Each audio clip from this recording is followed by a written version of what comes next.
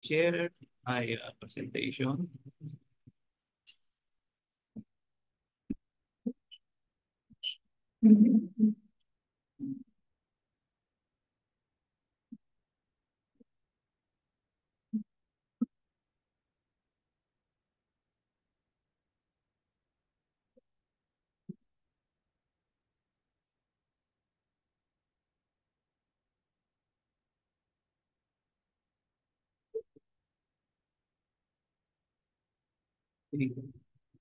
So, tayo po mga kapatid ay mag-uumpisa o magpapatuloy doon po sa ating tinatalakay na serye dito po sa aklat ng Genesis. We are now in chapter 6, no? So,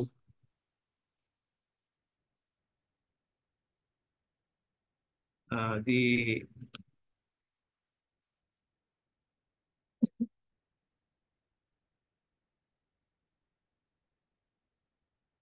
so we are now in chapter 6 down at verse 11 to 22, wherein ito po yung kasaysayan kung saan ay naghanda si Noah ng isang daong. So Noah prepares an ark, and before that, balikan natin yung nakaraang lesson natin because mga 2 linggo na din yung nakalipas. In our last lesson, in verse 1 to uh, uh, verse 10, ay tinalakay po natin yung Noah found grace in the eyes of the Lord. And uh, we studied in that lesson yung mga reasons why Noah found favor in the eyes of the Lord. So, una po dyan, Noah was a righteous man. No? Isa siyang taong matuwid. He was blameless in the midst of this crooked generation. He walked with God. Napag-aralan din po natin kung ano po ang ibig sabihin ng walking with God. And repeatedly in this book of Genesis, especially in chapter 6 to chapter 9, repeatedly binabanggit dyan na he did all that God commanded him. So, si Noah ay isang masunuring tao. Kung ano yung inuutos sa kanya ng Panginoon, yun ang kanyang ginagawa.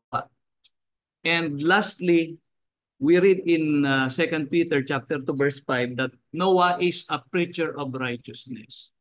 So he preached righteousness. So let's go now to our lesson. We are now in verse 11 to 22. So kung meron po kayong mga Biblia, mga kapatid, ay inaanyayahan ko ang bawat isa na makipagbasa sa akin. But then the verses are also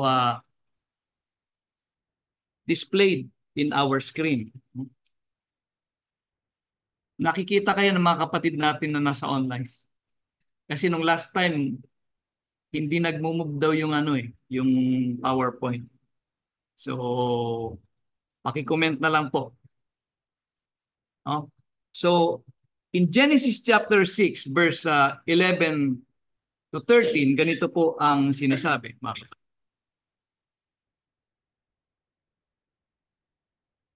At sumama ang lupa sa harap ng Diyos, at ang lupa ay napuno ng karahasan. At tiningnan ng Diyos ang lupa, at narito sumama, sapagkat pinasama ng lahat ng tao ang kanilang paglakad sa ibabaw ng lupa. So yun po yung nakapaloob dito sa first sa 3 talatang ito, na yung mga tao ay lalong sumama. Kaya't ang Panginoon ay kanyang nakita at naisipan na ito ay kanyang lipulin. For the earth sabi sa English, is filled with violence through them, sa kagagawa ng tao. And God said, I will destroy them with the earth.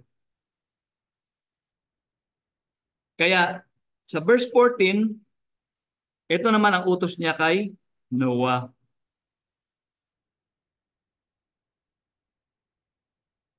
Sabi niya, nawawala yata yung verse 13. Ayun. So, verse 14, ito po ang utos niya kay Noah. Gumawa ka ng isang sasakyang kahoy na gopher. Gagawa ka ng mga silid sa sasakyan at iyong sisiksikan sa loob at sa labas ng sahing. At ganitong paraan gagawin mo. 300 siko ang haba ng sasakyan, 50 siko ang luwang, at 30 siko ang taas. So, we can see here, the first point that I want to emphasize, mga kapatid, is God is very specific. God specified the material to be used in constructing the ark. Ang sabi diyan, gopher wood. Ngayon, tiningnan ko po yung sa concordance, uncertain yung uri ng kahoy. Kaya po yung baka may mga translation kayo diyan sa NIV, cypress po yata ang nakalagay diyan. So may mga translation na uh, nagbabanggit ng uri ng kahoy. Pero dito po sa original, gopher. But whatever it may be, it is a specific type of wood. At si Noah lamang ang nakakaalam sapagkat siya yung binigyan ng Diyos ng utos. Ito ang gamitin mong puno. Eh sabi ng Biblia, ginawa ni Noe lahat ng inutos ng Diyos. Kaya dito natin makikita na ano man yung uri ng kahoy na yon, yun yung yun yung ginamit ni Noah. The second point, mga kapatid, is we can see in these verses that God specified the design and dimension of the ark. Sabi diyan, no? The length is 300 cubits. Sa Tagalog po, siko. No? 300 siko ang haba ng sasakyan. 50 siko ang luwang at 30 siko ang taas. So cubits. Now, this cubit is a unit of measure in the ancient times. No? Ito yung kanilang panukat na ang equivalent po niyan ay more or less, no? Approximately 20 inches. Ito pong sa Tagalog na translation na ang sabi, 300 siko ang haba. Siko ang gamit niya. Sapagkat yung cubit na measurement ay from siko to the tip of the finger. Yan po, isang cubit po ito. Kaya yan po ay hindi absolute kung ilang inches. Sapagkat kung ang tao ay matangkad, mahaba yung kanyang mga bias. Siguro aabot yan ng mga 22 inches. Pero kapag ka 5 feet shorter, eh, mga nasa 18 inches, ganyan lamang. But anyway, God specified 300 cubits yung haba, which kung i-ano po natin sa equivalent na 20 inches, no? Yan po ay 515 feet. That is equivalent to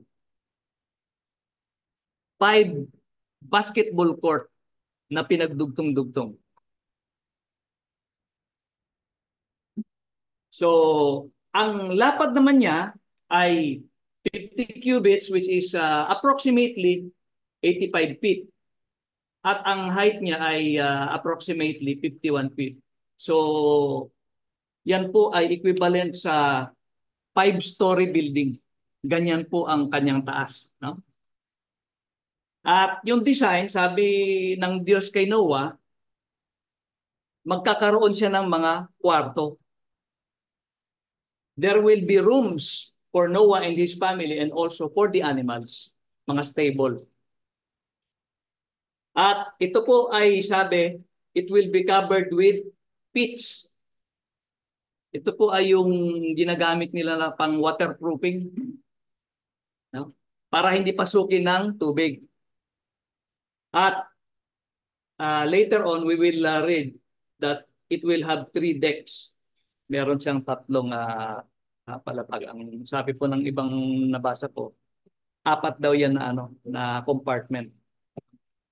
But anyway, so again, God is very specific doon sa design na binigay niya kay Noah. And Noah did according to all that God commanded him. So,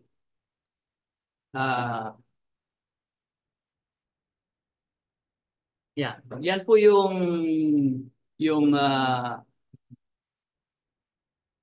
kung mapipicture natin, 515 feet ang kanyang haba, ang kanyang lapad ay 86 feet, 51 feet naman yung kanyang taas.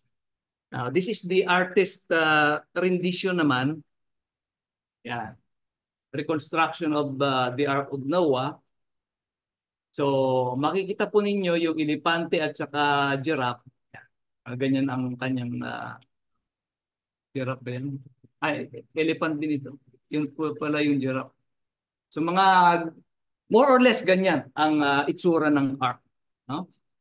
And also, there are places abroad na gumawa sila ng exact replica. No? Ito po, life-size replica ng Noah's Ark sa Kentucky, USA. This is still being in construction, but tapos na po yan.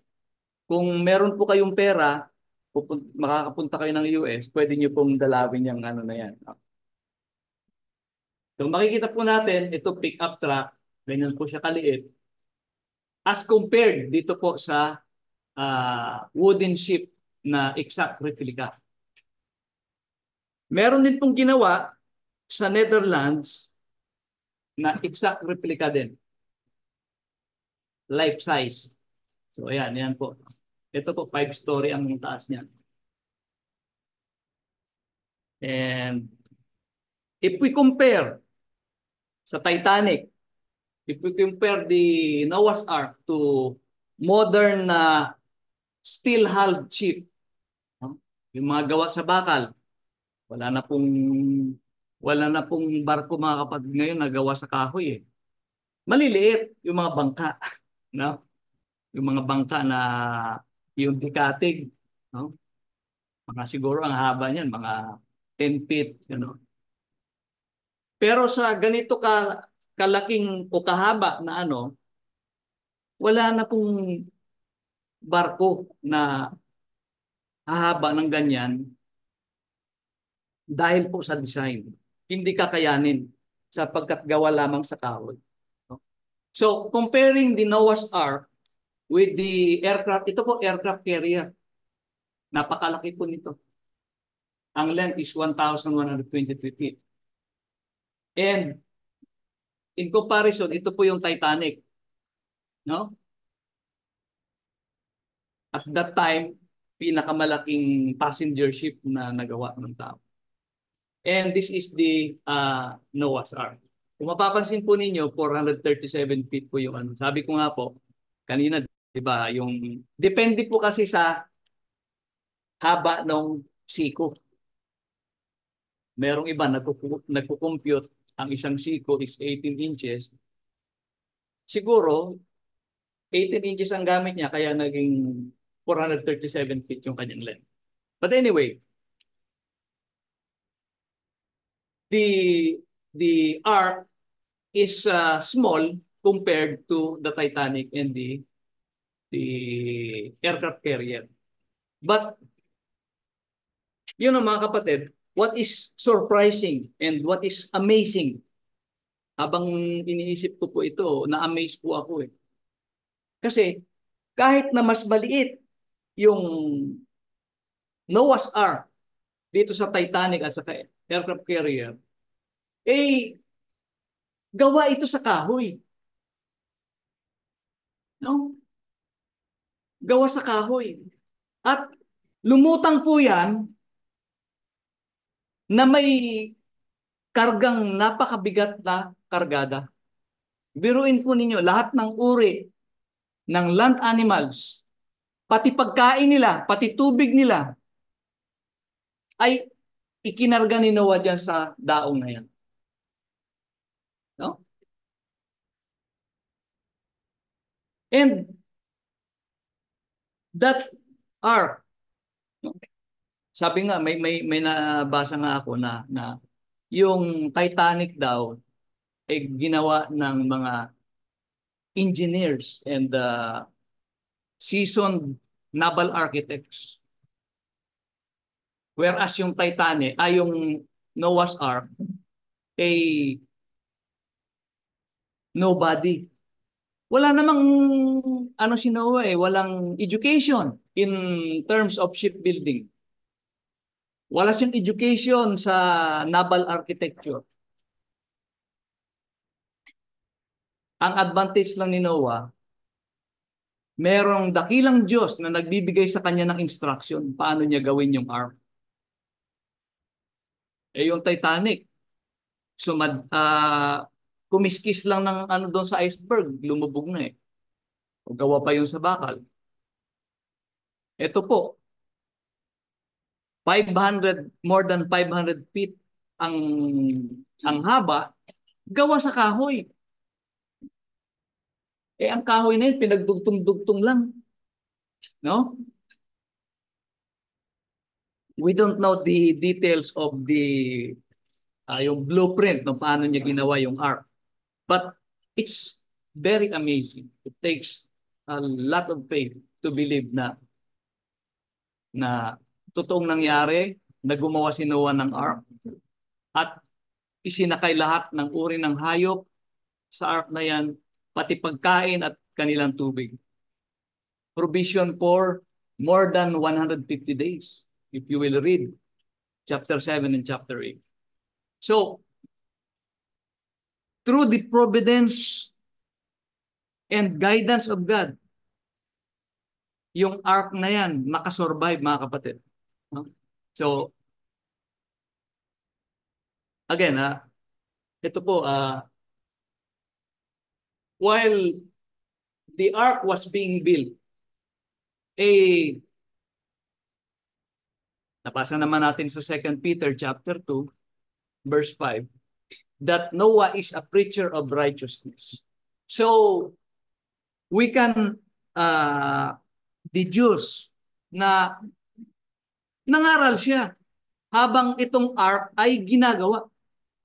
And according to computation of some scholars, the ark was built, it took mga 75 years, no? More or less 75 years para ma-construct yung ark na yan. And I believe during that time, nangangaral si Noah. He is preaching to the people na magsisi kayo, magbago kayo, sapagkat lilipulin ng Diyos ang sanlibutan ito sa pamamagitan ng tubig, ng baha. Yung mga tao po, hindi nakinig. Marahil pinagtatawanan nila si Noah. Di ba? Saan mo gagamitin yan? Pagkalaki-laking daong. Lulutang ba yan? Siguro yun pa yung mga pangungutya nila sa kanya. Lulutang ba yan? Paano mo ginawa yan? Alam mo ba yung ginagawa mo? Di ba? Saan manggagaling ang tubig ba? Baka yan pa yung kanilang pinagkukutya sa kanya. So, let's go back to our text. In verse 17, we are now in verse, I'm sorry, 16. Ang sabi po dyan, gagawa ka ng isang durungawan sa sasakyan, thou shalt make a window, at wawakasan mo ng isang siko sa dakong itaas, at ang pintuan ng sasakyan ay ilalagay mo sa tagiliran. Gagawin mong may lapag na lalong mababa, pangalawa at pangatlo. So, sabi po dyan,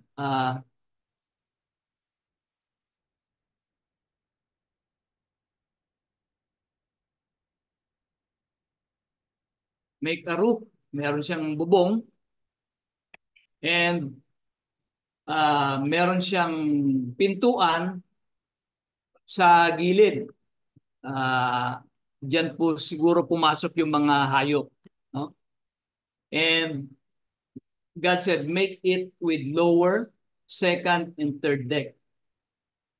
So, maaring totoo yung sinabi nung iba na apat na ano siya, compartment.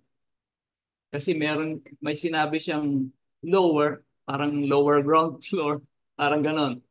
Second at saka third, yung pangatlo na pinakamababa. But we'll never know, mga kapatid. The the specifics of the design of the ark is left for Noah. What we have is the general statements. And in verse 17, sabi niya, for behold, I will bring a flood of waters upon the earth to destroy all flesh in which is the breath of life from under heaven. Everything that is on the earth shall die. So, first point, yun nga yung nabanggit ko kanina, the ark has 3 decks, or it may be 4 decks. We will never know. Kasi po, itong Noah's Ark ay hindi na po natagpuan, mga kapatid. Up to this day, we do not really know kung nasaan yung ark na yan. Hindi na makita yan.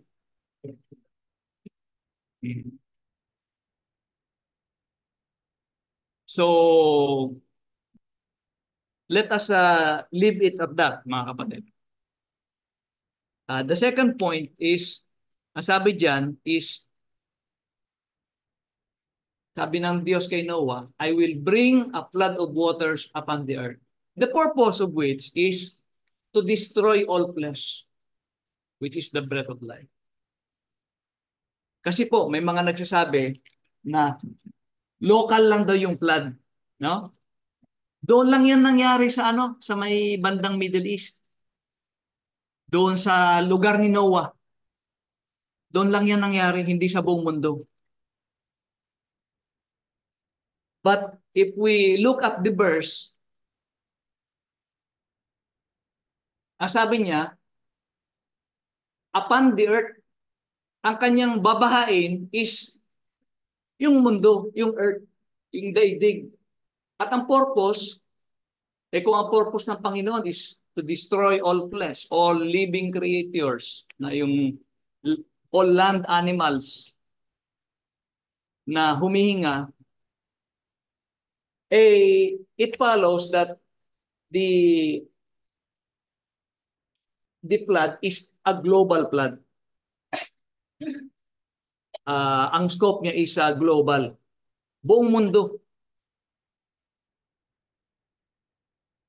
And sabi niya, everything that is on the earth shall die. Kung wala ka doon sa loob ng ark, mamamatay ka sa pamamagitan ng tubig o nung okay? So, moving on, in verse 18, ganito po ang sabi niya, Ah, datapwat, pagtitibayin ko ang aking tipan sa iyo at ikaw ay lululan sa sasakyan, ikaw at ang iyong mga anak na lalaki at ang iyong asawa at ang mga asawa ng iyong mga anak na kasama mo. God said, I will establish my covenant with you. So, at this point mga kapatid, hindi pa po ini-establish ng Diyos yung kanyang covenant. After the flood, saka siya makikipagtipan kay Noah. And verse 19, at sa bawat nangabubuhay sa lahat ng laman ay maglululan ka sa loob ng sasakyan ng dalawa sa bawat uri upang maingatan silang buhay na kasama mo, lalaki at babae ang kinakailangan. Sa mga ibon ayon sa kani-kanilang uri at sa mga hayop ayon sa kani-kanilang uri, sa bawat nagsisiusad ayon sa kani-kanilang uri, dalawa sa bawat uri ay isasama mo sa iyo upang maingatan silang buhay. Mas maliwanag mga kapatid yung nasa chapter 7. Po. In chapter 7, the next chapter, verse 2 and 3, ganito po ang sabi. Take with you 7 pairs of every kind of clean animal, a male and its mate, and 1 pair of every kind of unclean animal, a male and its mate. 7 pairs of every kinds of birds to keep their various kinds alive throughout the earth. So, again, God is specific to Noah na pagka-clean animals, 7 pairs. Ibig sabihin, 14 lahat. 6 na lalaki, 6 na babae. Pag unclean, isang pares lang. 1 male, 1 female. Sa birds, 7 pairs. So, baka po meron magtanong, ano yung mga clean animals? O ano yung mga unclean animals? Hindi po nabanggit mga kapatid. Those are specifics. And it's only Noah and God who knows. Magkasya na po tayo doon. Basta, ang pumasok sa daong, pag clean animals, 7 pairs. Pag unclean, isang pair lang. Isang pares lang. Pero ang mga ibon, 7 pairs. Okay? Paano po yung mga isda? Hindi na sila ipapasok kasi sa tubig naman sila nabubuhay. Di ba? Baka, kasi may mga pilosopo magsasabi, paano magkakasi dyan sa daong na mas maliit pa sa Titanic yung lahat ng uri ng hayop? Diba? Hindi talaga magkakasya kung isasama mo dyan yung mga balyena. Di ba? Blue whale, the largest animal. No? Pero kung mga elepante lang yan, elepante, giraffe, rhinoceros, kakasya yan. May kanya-kanyang kwarto yan. Oo. Tapos, sabi pa ng mga iba, there are thousands of species or thousands of uh, kinds of animals. Yun yung nag-crossbreed na mga kapatid. Pero noong unang panahon, ilan lamang naman yan. Halimbawa, aso. O siguro, isang uri pa lang ng aso noon o dalawa, tatlo. Ngayon po, ang dami na. Thousands of different breeds of dogs. Kasi, ano na yan, nag-crossbreeding na. So, those are the types of animals that Noah brought with him in the ark. How about insect?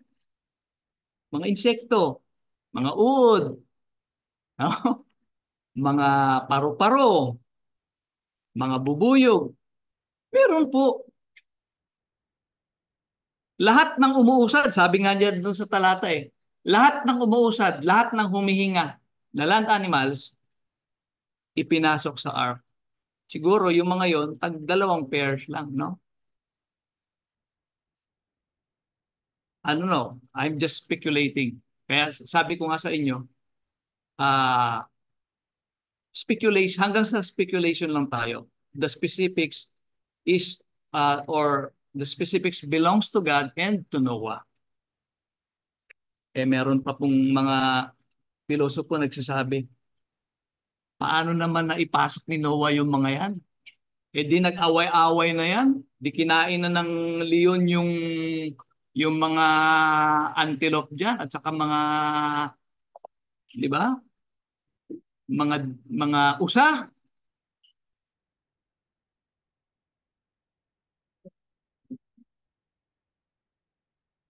no? Eh, yun po, hindi na natin alam paano ipinasok ni Noah at saka ng Diyos, no? Mga kapatid. But meron ako nabasa na noong panahong 'yan maamo pa daw yung mga hayop. Maamo pa yung mga hayop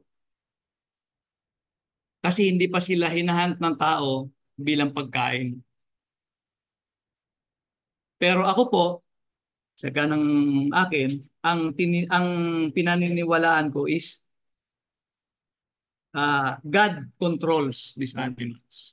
Alam po ninyo, hindi naman si Noah ang nangolekta niyan eh. If we progress in our reading sa chapter 7, I think it's in chapter 7 or chapter 8. Chapter 7, yung mga hayop, sila ang pumunta kay Noah. Hindi po si Noah ang nangolekta, but the animals came to him. No?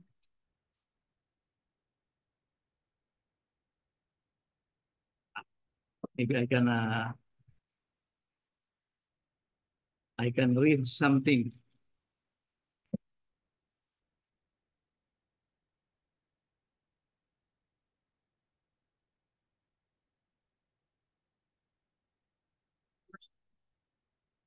Now, verse 15. Oh. Ayan. Verse 14 is, I will start with verse 14. Sabi niya, sila, si Noah at yung kanyang pamilya, at ang bawat hayop, gubat ayon sa kanilang uri, at lahat ng hayop na maamo ayon sa kanilang uri, at bawat umuusad, o yung mga uod, sa ibabaw ng lupa ayon sa kanilang uri, at bawat ibon ayon sa kanilang uri, lahat ng sari-saring ibon, at ito po, verse 15. At nagsidating kay Noe sa sasakyan na dalawat dalawa ang lahat ng hayop na may hinga ng buhay. Sila po ang pumunta doon. And what better explanation can we give than it is God guiding these animals to enter the ark? Di ba? Kaya paano mo sasabihin na mag-away-away yung mga kakainin ng leon yung mga hindi po, maamo sila and they are being guided by God. So, uh, all kinds of land animals and birds of the air were brought inside the ark. Nagkasya po lahat yan kasi limited naman po yung ano. At saka may instruction ng Diyos kung ilang pares. So ayan po yung binasa natin kanina, Genesis chapter 7 verse 14 to 16, which proves that all creatures that have breath of life ay represented, well represented doon po sa ark. Lahat ng uri. No? Ayan o. They came to Noah. Sila po yung pumunta kay Noah at pumasok sa ark through the hand of God. So as God commanded Noah, then the Lord shut him in. So let's go back to the last two verses of Genesis chapter 6. Ito po yung verse 21 and 22. Ang sabi po ng Diyos kay Noah, take also with you every sort of food that is eaten, and store it up, and it shall serve as food for you and for them. So nagdala, aside from the animals, sabi ko nga po kanina, meron pang mga pagkain po yan at saka mga tubig na ipinasok si Noah doon sa ark. Imagine mga kapatid,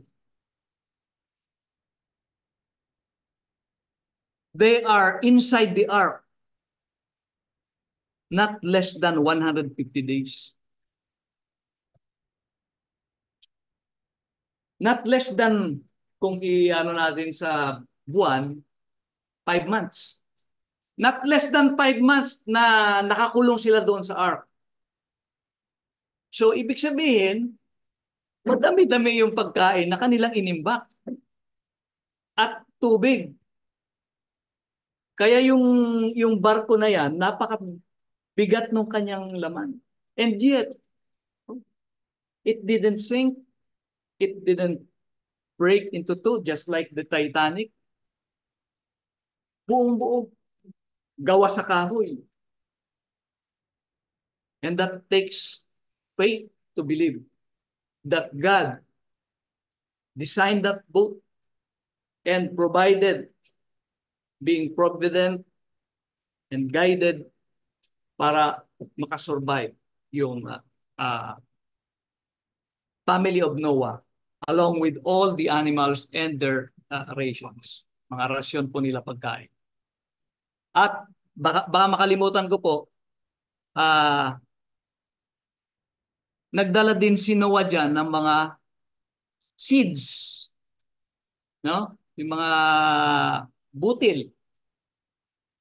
Sapagkat after the flood, paano yung mga halaman? So, I also believe na may dala siyang mga ano diyan, mga butil, mga binhi para itanim after the flood. So, that ends yung chapter 6. Next lesson po natin sa chapter 7 na po tayo, yung dumating na yung bahang gunaw, yung tubig. So, meron po bang mga tanong mga kapatid? Do you have any questions or additional comments o clarification? Kung wala po, tayo po ay magpapatuloy sa ating pagsamba. Tayo po muna ay awit ng isang awitin, and then we will go straight to the sermon to be led by Brother Nord. Thank you po sa inyo.